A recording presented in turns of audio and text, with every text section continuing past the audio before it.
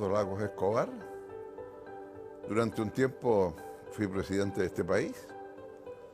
Y ahora, desde que dejé la presidencia, uno de los temas que más me he dedicado es al tema del cambio climático.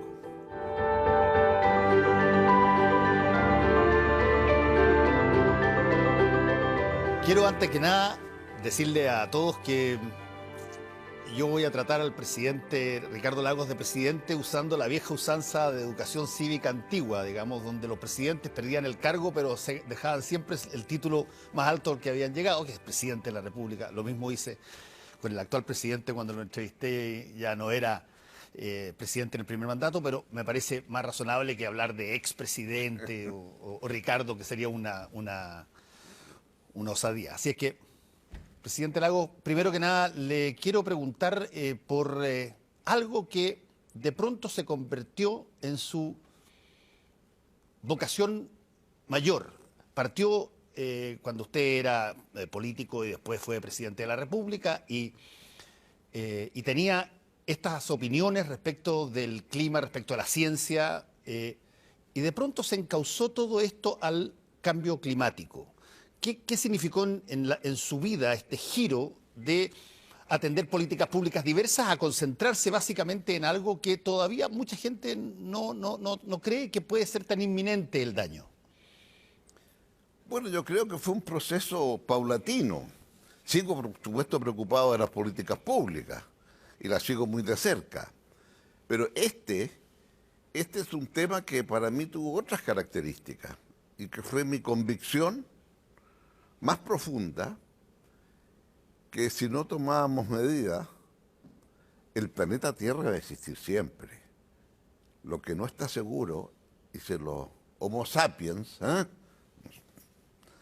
como nosotros, llevamos apenas 70.000 años en la Tierra.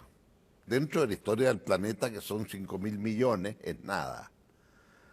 Pero lo que no está seguro es que, dado lo que nosotros estamos haciendo, los hombres sabios, ¿no?, los Homo sapiens, a lo mejor el planeta va a cambiar tanto de clima, se va a alargar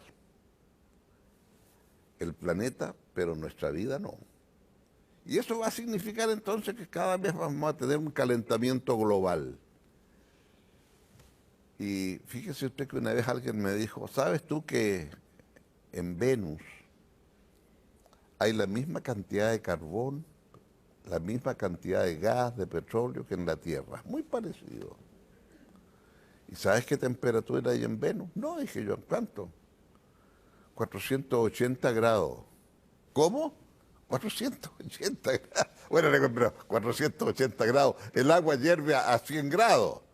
Bueno, ahí ya está todo hirviendo. La única diferencia es que allá el carbón, el gas, el petróleo está sobre la superficie de Venus. Y nosotros acá lo tenemos enterrado en la Tierra. Y desde la Revolución Industrial lo empezamos a sacar de la Tierra. Primero sacamos el carbón, la locomotora, los trenes a carbón, y suma y sigue. Después llegó el petróleo, por supuesto, el diésel, ¿no? Y por lo tanto, esta consecuencia que hoy día tenemos es muy grave, porque es como imperceptible. Ese es el punto más importante, creo yo, de este tema, porque la resistencia a aceptar que se cambia, que los cambios existen y que las cosas están cambiando es muy fuerte, porque uno, de hecho, tiene inseguridad cuando las cosas cambian. No sabe si es que le va a afectar su vida para bien o para mal, si es que va a poder perder el trabajo, si va a tener que cambiar de lugar de vivienda, y por lo tanto uno tiende a resistir, observar estas cosas, particularmente cuando, no sé, como yo siempre lo pongo en términos coloquiales, la gente va a empezar a creer esto cuando lluevan pescado. Pero hasta ahora esa paradoja, la situación inusual, claro, se ven temperaturas, pero siempre hay alguien que dice sí, pero cíclicamente toma un espacio lo suficientemente grande y vas a encontrar altos y bajos, glaciaciones, calores altos. Por lo tanto, esto no es particularmente novedoso. ¿Qué se dice a los escépticos? ¿Cómo se trata al escéptico para que colabore? Bueno, a ese escéptico para que colabore, yo le puedo contar mi experiencia en Caleu. A ver, Llegamos a Caleu a comienzos de los 90 y son 5 hectáreas las que tenemos. Y por ahí corría un pequeño arroyo. Y mis nietos en esa época, que eran muy chicos, decían entonces, vamos al río. Y era este arroyito. Y este arroyito corría hasta enero. Después ya se secaba. Pero los que ahí estaban antes que nosotros viviendo, con ese arroyito, plantaban pasto para sus animales y qué sé yo. Y eso llegó hasta enero. Y de repente llegó hasta diciembre. Y después llegó hasta octubre. Ahí nos preocupamos. Cuando llegó en septiembre se nos secó. Bueno, hace 8 años atrás se secó permanentemente y nunca más hubo arroyo. Quedaron los puentecitos nomás que hicimos. Y claro, en lo que estaba ahí disponible, ahora entonces hay que sacarlo de un pozo. Los que estaban antes eran más inteligentes, sacaban agua del que estaba arriba si era necesario y hacían entonces unos socavones porque se regaba por gravedad. claro. No había electricidad en ese tiempo ahí. Tenía En que cambio decantar el ahora agua, claro. hay que sacarla, y con un pozo de 6 más o menos estamos listos, de 6 metros, ahora ya no ya. A los 6 metros ya no, hay que seguir para abajo. Entonces, cada vez más el agua hoy es energía. El costo del agua para mí es energía. Entonces, claro, trato de predicar con el ejemplo. Mi cuenta de la luz en Caleu, la más cara es en verano, porque en verano tengo que sacar el agua para regar las plantas, en invierno no. Entonces decidí poner placas solares. Y tengo placas solares allá. Ese es otro pleito que tengo pendiente con el ministro de Energía, pero... ¿Cuál es el pleito? Por qué habría que tener un pleito por colocar No. placas solares? No, por una razón. Porque hay 2 formas de medir cuando usted tiene su propia producción de electricidad. Lo que me sobra, lo inyecto a la red. Sí. Y eso que inyecto a la red, ¿a cómo me lo pagan? Entonces me lo pagan con net billing. O sea, me hacen un cuento. Yo estoy produciendo electricidad y el precio de electricidad en Santiago lo fija la lagunita que tenemos allá, en el sur-sur. Entonces, ¿qué es lo que ocurre? Que yo, para ser un práctico, yo inyecto a 50 pesos y cuando yo retiro eso en la noche, me lo cobran a 100. El precio nudo me pagan. Y yo digo, no, porque, bueno, en fin, es un pleito antiguo. Porque en otras partes, en vez de hacer net billing, hacen net metering. Usted mete, paga una especie de peaje porque estoy metiéndome ahí, pero lo que yo saco en la tarde, Es mayor que el me peaje. si me lo compran a 90, Y me lo venden a eso 100. cuando usted estuvo como presidente, ¿no se previó o no se vio? Es que en ese tiempo lo solar prácticamente se sabía que podía producir luz a partir del sol, pero los costos eran tales que eran infinitamente más caros. O sea, lo que ha ocurrido aquí es el avance tecnológico. Los chinos hoy día producen más del 60% de todas las placas solares del mundo. Y la caída del precio de la placa solar es de las cosas más espectaculares de los últimos 10 años. Ni siquiera 15, 10 años. Antes no, era impensable que usted producía luz a partir del sol. Sabía cómo hacerlo, pero era muy caro.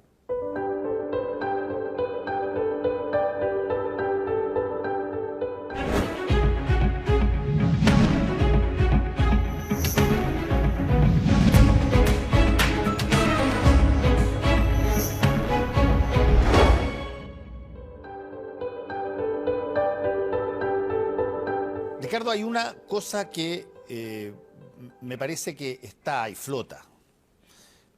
Esta idea de que las COP, estas congregaciones de diversos países del mundo que tratan el tema del cambio climático, en realidad se juntan, se habla, pero que es poco resultado a partir de ella.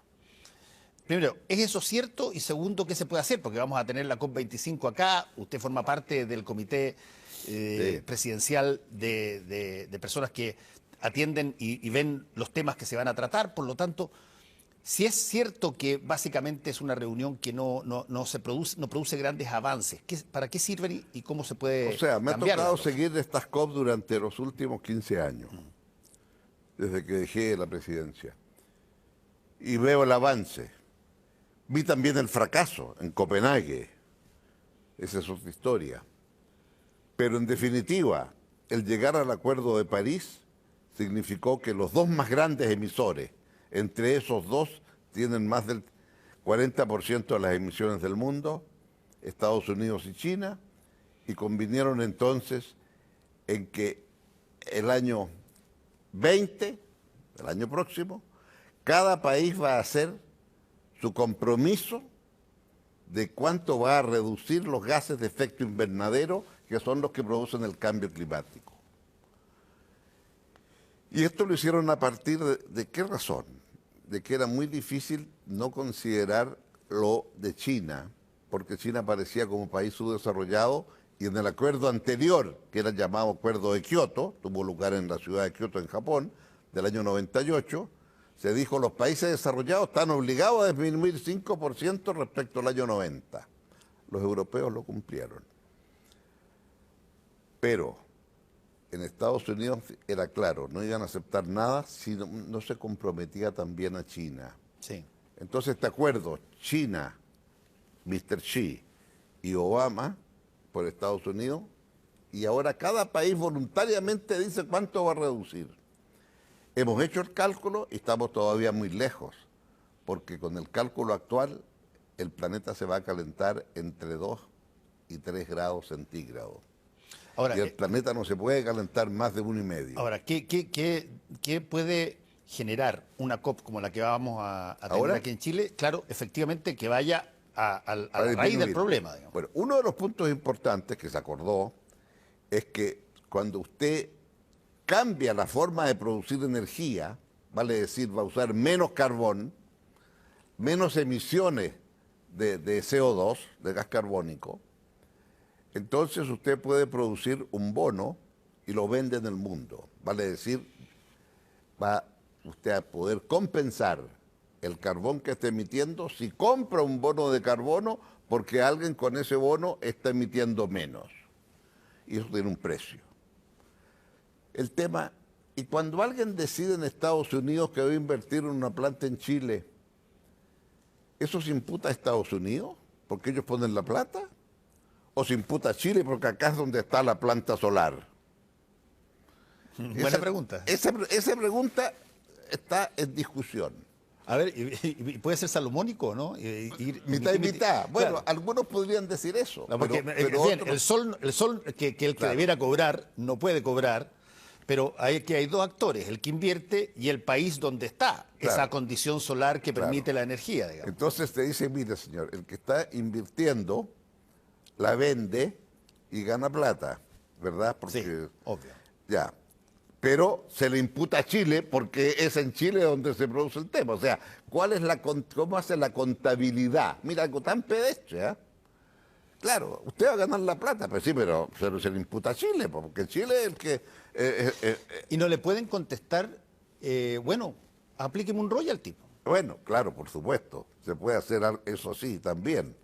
Pero la idea es que sea un mercado del carbono, porque lo que queremos hacer es reducir la huella del carbono en el mundo. Y por lo tanto, o sea, hay distintas formas, usted podría hacer eso también. Pero lo que se quiere es un entendimiento entre todos. Un segundo tema, dígame usted, el cambio climático produce efectos devastadores. Los huracanes, lluvias excesivas y determinados embalses se vienen al suelo y arrasan localidades. Bueno, usted se puede asegurar contra eso. ¿Qué reclaman los países chicos? Que tomar un seguro cuesta mucho. Son muchos los elementos a estudiar. Entonces es más fácil para Brasil tomar un seguro, o para Estados Unidos tomar un seguro, o para Australia tomar un seguro, que los países chicos, que lo que van a ganar es muy poco con los países chicos comparado con lo que ganan con los países grandes. Entonces, se aprobó que debe haber un seguro, usted puede asegurar frente al cambio climático. Entonces ahora los países chicos están diciendo, mire, pero a mí no me dejan asegurarme porque no valgo la pena. Es real, desde el punto de vista del mercado, entre comillas, como se dice, claro, es mejor dedicarse a los países grandes y me resuelvo el tema. Ese es un tema que se va a tratar acá. Ese es un tema que hay que tratar entonces. Como usted ve, son distintos temas. Sí. Estamos de acuerdo en que vamos a tener que hacer ahora cuánto queremos llegar al año 20. Y Chile tiene que trabajar y decir, yo el año 20 voy a hacer un esfuerzo para disminuir. El año 20, el próximo año. El próximo año. O sea, esta COP nos permite ya visualizar la próxima. Y después se hace cada 5 años, hasta llegar al 30. O sea, cada 5 años usted revisa su... Bueno, pero no se ha dicho nada entre el 30 y el 50. Y el 50 sí, ya ahí se ve si somos capaces de sobrevivir o no. Entonces la idea también en esta reunión de COP, decir, mire, ¿sabe qué más? Queremos tener un calendario cada 5 años de ir midiendo cómo vamos y si tenemos que ponernos más exigentes o no. Otro tema. Déjeme hacerle una pregunta. Usted probablemente leyó ese célebre poema que está atribuido a Jorge Luis Borges, pero no es Jorge Luis Borges el que lo hizo. Ese, si yo viviera de nuevo, comería más, no sé qué cosa, pasaría más tiempo danzando. Así. Si usted tuviera que revisar su performance presidencial respecto al clima y dijera, a ver, si yo tuviera la posibilidad de hacerlo todo de nuevo, ¿qué cosas haría de más en materia climática y qué cosas habría hecho de menos de las que hice? Yo creo primero que no había una conciencia, entonces era una cosa un poquito exótica. Es tan importante la conciencia, la toma de conciencia. Entonces, claro, pasa un aviso comercial. Estamos haciendo cambia el clima. Y cambia el clima tiene por objeto que la ciudadanía tome conciencia, que la ciudadanía se dé cuenta. Y hacemos preguntas muy raras. Hicimos en las redes sociales una pregunta. ¿Qué es más falso? ¿Que la Tierra es plana o que el cambio climático no existe? Y mire usted, el resultado fue el 38% piensa que el cambio climático no existe, pero el 80% piensa que la Tierra no es plana. ¿Me explico? Sí. O sea, hay conciencia del cambio climático hoy día, digamos, por eso mismo. Pero no del todo, ¿verdad? Porque todavía hay un 38% que dice es cuento. Entonces, lo primero yo digo es cómo hacemos conciencia de lo que dice la ciencia. Y la ciencia lo que lo dice es muy claro. Y está cambiando el clima. Y entonces, si excedemos esto, el ser humano no va a poder seguir viviendo en la Tierra. Y eso es lo que estamos haciendo acá. Ya, pero no me ha contestado la pregunta. Entonces, ¿qué es lo que yo diría? Habría comenzado por hacer una educación más clara, por hacer conciencia de que el planeta, no podemos hacer lo que queramos con el planeta. Es cierto, mucha gente en ese tiempo le decían, es que los periodos de las glaciaciones en la Tierra han ocurrido siempre, millones de años. Claro, pero las glaciaciones hoy día usted puede medirlas en la Antártica, porque cada glaciación produce determinados cambios y si usted, es como la vida del árbol, usted puede saber cuántos años tiene este árbol por los distintos anillos a medida que el árbol va creciendo. Si usted hace un corte profundo en se ve las capas sedimentarias. Las capas sedimentales y cuál fue los periodos de glaciación. Exacto. Ahora, dicho lo anterior, el tema es que ahora es muy claro, porque comenzó con la revolución industrial en 1750. Y claro, llegó el ferrocarril y todo lo que conocemos, y después entonces la máquina a vapor, y luego la máquina con los combustibles los otros, la máquina a gas, todo el sistema industrial que conocemos. Entonces, este proceso de estar sacando de la tierra es lo que nos tiene aquí complicado. para ponerlo en lo más. Hay otros gases también que son importantes, como el de los animales, particularmente las vacas, y esa es la razón por la cual entonces hoy día le dicen que es más perjudicial, digamos, desde el punto de vista del planeta, la carne de vacuno o de otros animales de esa especie. Déjeme hacerle una última pregunta porque se nos está acabando el tiempo, pero quiero hacérsela porque me parece interesante el concepto. Hay montones de países, incluso y personas que dicen, por ejemplo, el Amazonas no se debe tocar porque es el gran pulmón del país. El Atacama no se debe intervenir mucho porque es la gran fuente de energía solar que nos permite. Pero alguien podría argumentar hoy, a ver, a los países que dicen esto, digamos, desde su afluencia económica y desde su poder industrial, bueno, cuando ustedes expoliaron, cuando ustedes erradicaron todo lo que había en todas partes del planeta, nadie les dijo nada y ahora ustedes les vienen a decir a estos países que no pueden utilizar su naturaleza de la misma forma porque resulta que los van a afectar a todos. ¿Cómo se paga el Mato Grosso? ¿Cómo se paga el desierto de Bueno, lo Atacama? primero a decir respecto al Amazonas es que Brasil tiene una situación excepcional, única en el mundo, Sí. porque ellos emiten más por los árboles que cortan que por todo lo que producen para alimentar a 200 millones de seres humanos. O sea, lo que producen, su Producto Interno Bruto y las emisiones que significa, es menos que lo que producen cada año cortando árboles. Entonces creo que las consecuencias de esto son claras.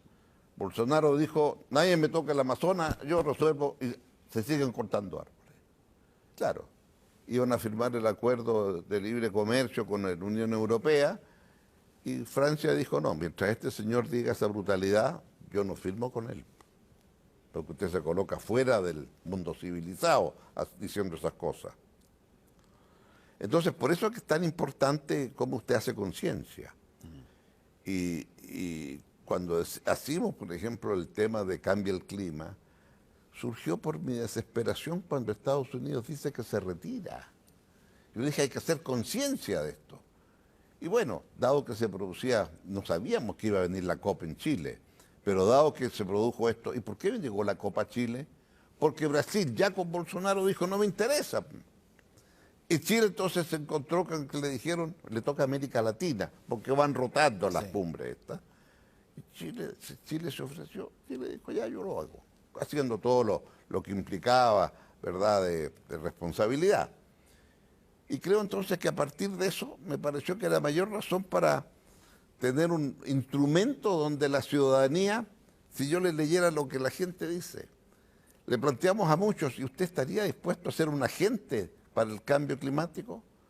Bueno, en este momento tenemos más de 160 agentes a lo largo de Chile que están destinados de todas las edades y en todas las regiones. 1, 2, 3 muchachos que son gente más joven.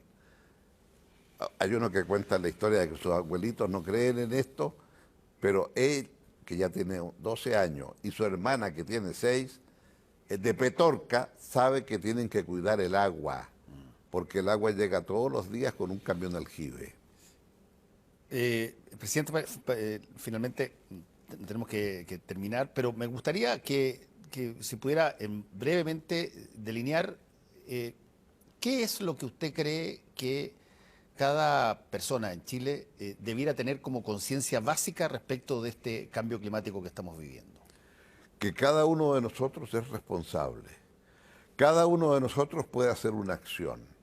Cada uno de nosotros puede hacer una acción tan simple como ducharse un poquito menos, una acción tan simple como desenchufar los enchufes que nos están enchufando porque gastan electricidad. Cada uno de nosotros puede hacer algo tan simple como separar la basura para los efectos de hacer un compost. Cada uno de nosotros puede, cuando va a comprar un instrumento eléctrico, ver cuánto consume. Cada uno de nosotros, es decir, son infinidad de cosas. Pero tal vez lo más importante es la toma de conciencia permanente, que si no nos preocupamos del medio ambiente y cómo se cuida, a lo mejor mañana nuestros nietos no van a ser capaces de seguir viviendo. Entonces, claro, me cuesta imaginar cómo nuestro paso por la Tierra va. va a significar el fin de la especie humana. Ricardo Lagos Escobar, muchas gracias por haber estado con nosotros hoy día. Gracias por esta invitación.